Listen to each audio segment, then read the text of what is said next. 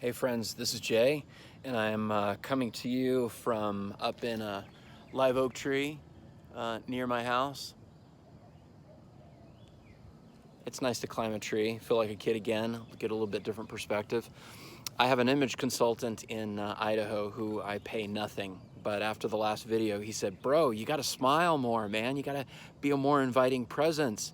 And he's right, It just doesn't come naturally for me to smile, because if I smile a lot, I kind of feel like I'm trying to sell you something, and I'm not. I'm just trying to offer you some beautiful truth that just continues to set me free, and I'm just trying to help you take one more step in the direction that you were created to move in, and that's direction of being a son. So I wanted to talk to you about a situation that many of us find ourselves in right now, and that is we need God's help in one area or another. And we also have many of us, if you are a father, you have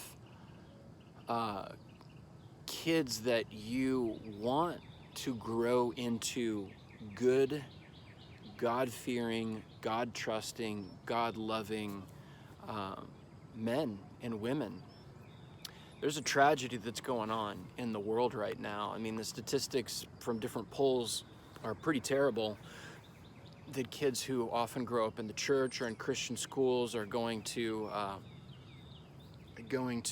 like Sunday school their whole lives. They are turning away from God almost the moment they leave the door, or within the first year of leaving the house. Like, why is this happening?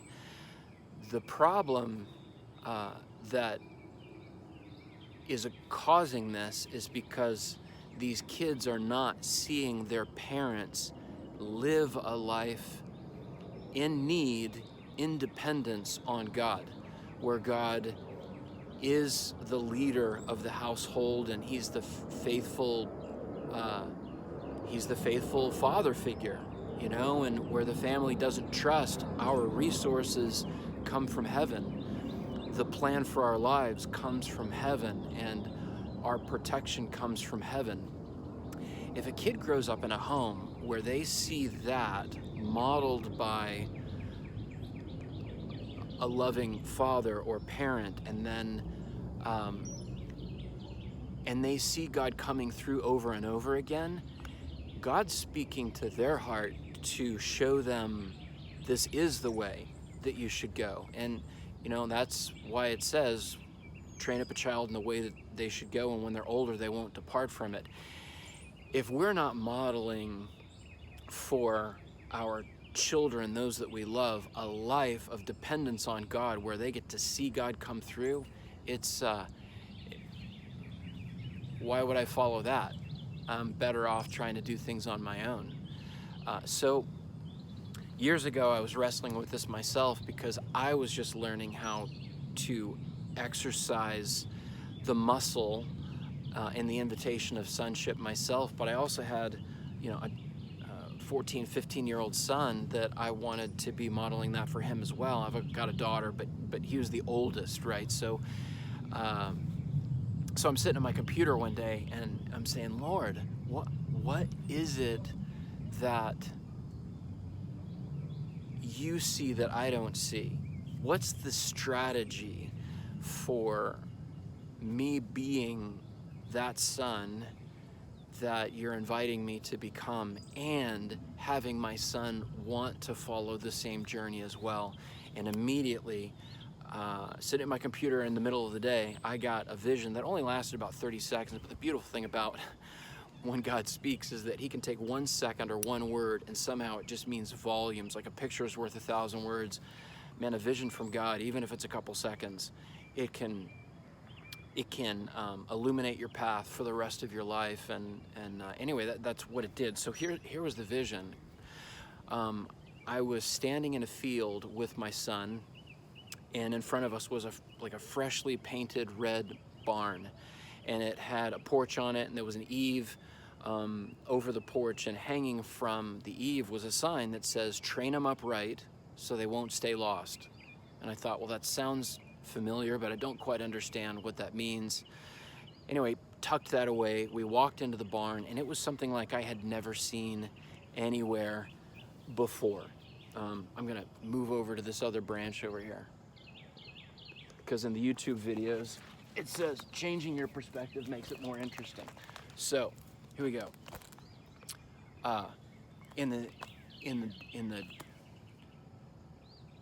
Inside the barn, imagine every masculine discipline, exercise, practice over the course of human history. That's like defense, weaponry, every conceivable tool for every type of craftsmanship, artistry, every way to hunt and to gather food, to provide, and lots of just toys, you know? It was an amazing, stunning place. Some things I was familiar with, most of the stuff I was completely unfamiliar with. And so it was really interesting to gauge the reaction that my son had. He was childlike, so excited to learn, to touch, to pick up this dangerous, sharp thing, to learn how to do that thing on the water. And my reaction was really different. I kind of wanted to leave, because what it was doing was exposing all the things I had no idea how to do. And the more my son's excitement grew, the more kind of this level of diminishment in me grew. And he was asking, Dad, how do you do that? I'm like, son, I have no idea how to do that. And that was just repeated over and over again. And because I'm having this vision, I'm able to ask God, okay, God, we've been standing here looking at stuff. I don't know how to do this stuff. My son has a need. I can't meet it. I want to get out of here. And yet there's something inside me that really wants to be in this place, but yet I'm uncomfortable. What am I supposed to do here? And God's just kind of in my heart, he just said, well, let me show you. And then I was able to view me and my son as a third party in the barn. And what I saw was me and my son get down on our knees and telling God how we felt. Like, God, my son and I don't know how to do this thing. We both have an interest in this, or maybe it's my son has an interest in learning how to do this, but I don't know how to father him. And we would really love for you to step in and father us in this area. And immediately a man comes through the door and he begins having a conversation with the two of them. It's short, but they're very familiar. This guy's amazing. For the sake of time, I won't share with you what he was like, but he was stunning. And this was clearly God the Father. And with joy, he was speaking to me and Bear, but he said, hold on a minute. And he called somebody else to come into the barn. And he kind of said something to this guy, and then he looked at my son and I and winked, and he walked out the barn. And then this other person that he'd brought into the barn proceeded to father us. And then what I sensed was God's invitation was to repeat that scenario in different positions of need or desire, with me and my son together coming, being authentic, asking for God's help.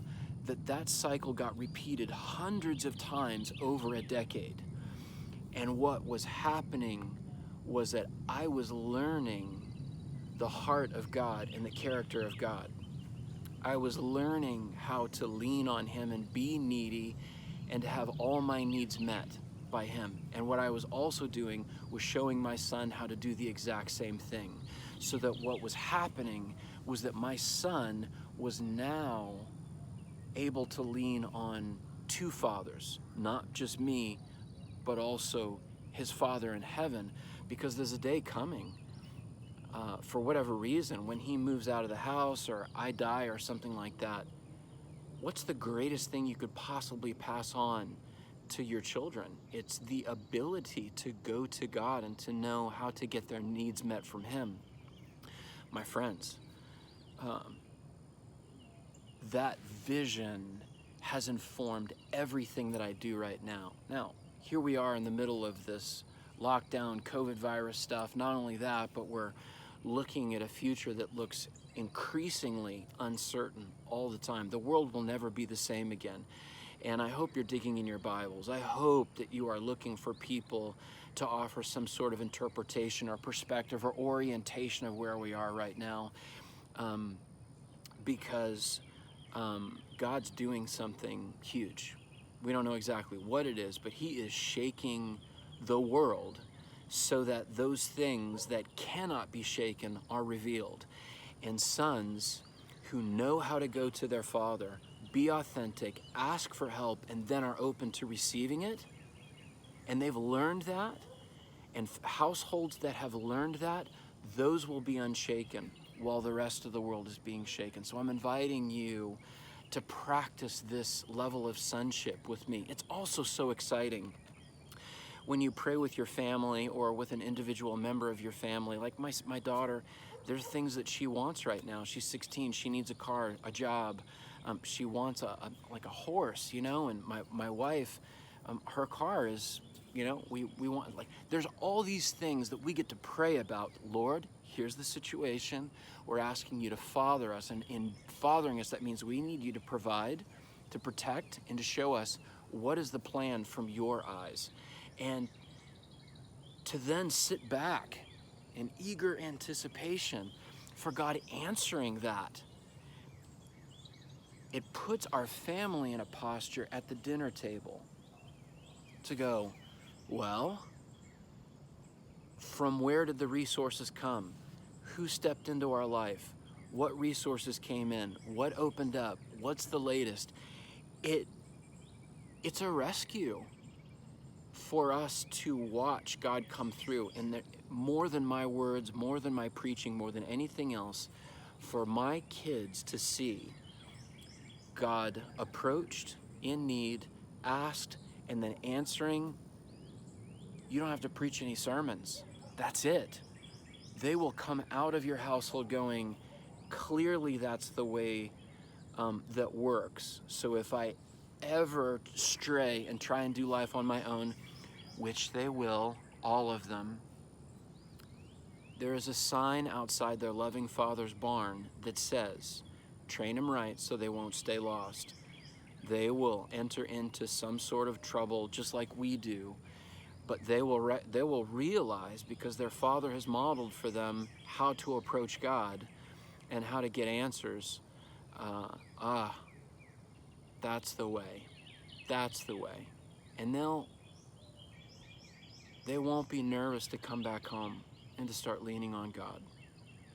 So I invite you with me to practice sonship. And that's just one perspective that's really helping me at this time. Guys, when you come back next week, I want to start talking about something else that we really need God to father us in, and that's just cultivating the ability to hear the voice of God. Incredibly valuable for you, for your family, and I'm excited to start diving into that because I'm learning so much about that right now.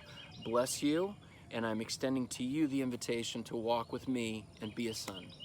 Take care.